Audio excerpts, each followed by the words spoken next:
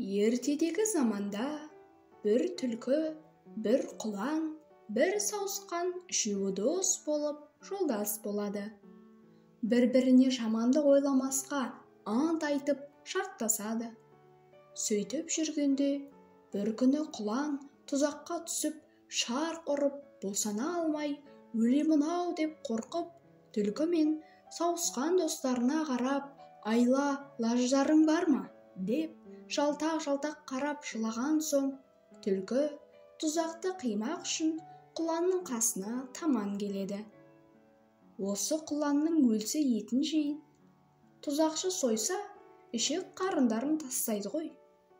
Мұның достығынан маған еті тәтті ғой, деп қайтадан арамдық ойлап, бір бұтаға барып, құланның өлгенін байқап, бұғып жата береді.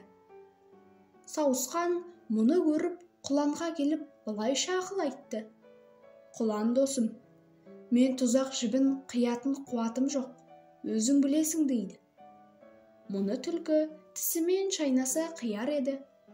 Ол сенің достығыңнан етіңді тәтті көріп, анау жерде жатыр.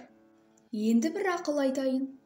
Осы тұзақты салған адам келгенде, шынымен өлгендей болып, қимылдамай сіресіп жатып қал.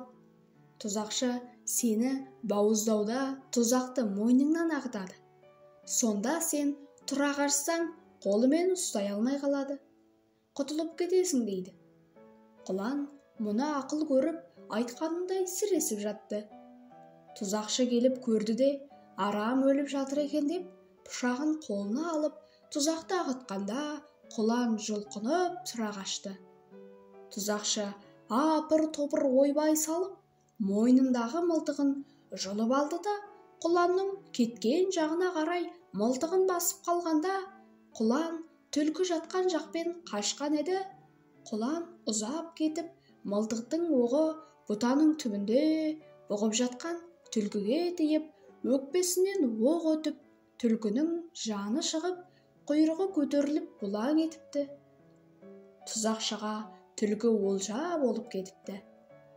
Мінекей, кім ойласа досқа қаз, өз басына тиер тас деген мақал сонан қалған.